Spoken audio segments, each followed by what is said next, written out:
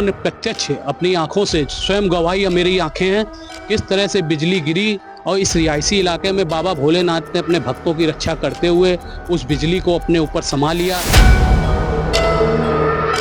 इन जनहानि के लिए स्वयं भगवान शिव ने ये कष्ट अपनी जन भक्त के लिए स्वयं उन्होंने ले लिया है।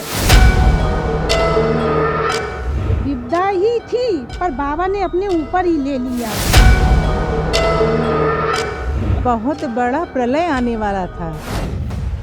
कानपुर, जी हाँ, वो नगरी जहाँ गुरुवार को एक बड़ी तबाही आने वाली थी, जहाँ साक्षात यम उतरने की तैयारी कर रहे थे, जहाँ यमदूतों ने डेरा डाल दिया था। लेकिन तभी कुछ ऐसा हुआ जिसकी कभी किसी ने कल्पना नहीं की थी। लोगों को अपनी आंखों पर यकीन ही नहीं हो रहा था। उन्हें लगने लगा था कि बस मौत उनके द्वार पर खड़ी है। हर तरफ बस चीख पुकार मची थी। तभी कुछ ऐसा हुआ जिसकी कभी किसी ने कल्पना नहीं की थी। ऐसा लगा मानो साक्षात भोलेनाथ धरती पर उतर आए और अपने भक्तों की जान बचा ली। लेकिन बाबा के कृपा से किसी के ऊपर आँच नहीं आया, उन्होंने अपने ऊपर ले लिया। उन्होंने अपने शिखर के ऊपर पूरा गिर गया, लेकिन टंकी भी टूट गई वहाँ पे। यहाँ के लोगों के घरों में टीवी है, पंखे हैं, सब गिर गए, खराब भी हो गए। लेकिन यह है कि बाबा ने अपने ऊपर लिया। किसी के इंसान के ऊपर किसी की चोट तक नहीं आई। आखिर कानपुर में ऐसा क्या होने वाला था जिससे लोग सिहर उठे हैं और भगवान भोलेनाथ की कृपा बरसाने की बात कह रहे हैं?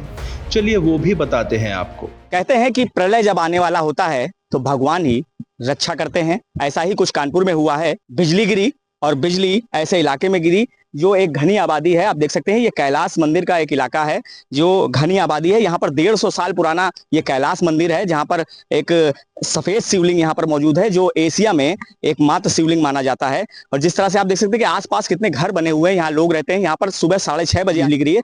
आइए कुछ लोगों से बात करते हैं जिन लोगों ने उसको महसूस किया जब बिजली गिरी। क्या महसूस किया, क्या आप लोगों से सुना, क्या हुआ? फिर ईश्वर ने अपनी शक्ति का कहीं ना कहीं एहसास कराया।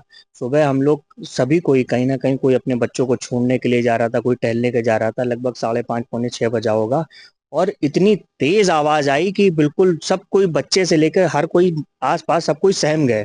और थोड़ी देर बाद पता लगा कि भगवान भोलेनाथ ने ये अपने ऊपर ले ली। अन्यथा आप देख सकते हैं कि यहाँ पे बगल में ही फूल मंडी लगती है और न जाने कितने जानवर और रिहायशी इलाका है, कहीं भी गिर सकती थी और भारी क्षति हो सकती थी। सुना आपने, गुरुवार सुबह कानपुर में कौन सी तबाही आने वाली थी, कैसे हजारों जाने जाने वाली थी।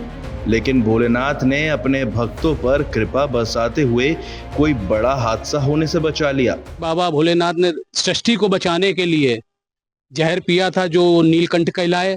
लेकिन आज हम लोगों ने प्रत्यक्ष अपनी आंखों से स्वयं गवाही, मेरी आंखें हैं, किस तरह से बिजली गिरी और इस रिहायशी इलाके में बाबा भोलेनाथ ने अपने भक्तों की रक्षा करते हुए उस बिजली को अपने ऊपर समा लिया, अपने ऊपर ले लिया कि भक्तों को कोई नुकसान ना हो पाए, भक्तों को कोई तो क्षतिग्रस्त ना हो पाए। जबकि तमाम घरों की टीवियां उड़ गई, पंखे उड़ गए, लेकिन एक भी जान माल का खतरा नहीं हुआ। ये हमारे बाबा भोलेनाथ का कमाल है। मंदिर के पुजारी की माने तो साक्षात भगवान ने ही सबके प्राण बचा लिए, वरना बिजली अगर कहीं किसी के घर या फूल मंडी पर गिर जाती तो अनर्थ हो जाता, न जाने कितने लोगों की मौत हो जाती।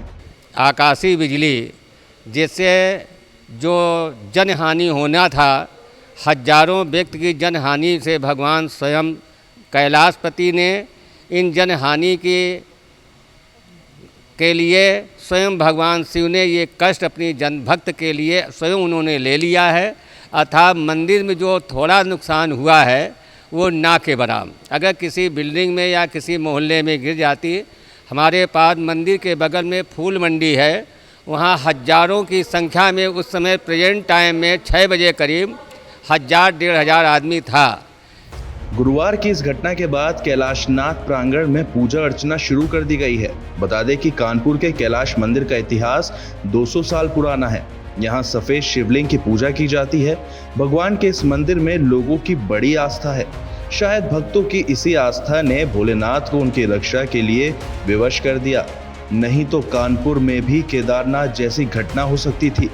तो एक बार प्रेम से बोलिए, जय भोलेनाथ, हर हर महादेव।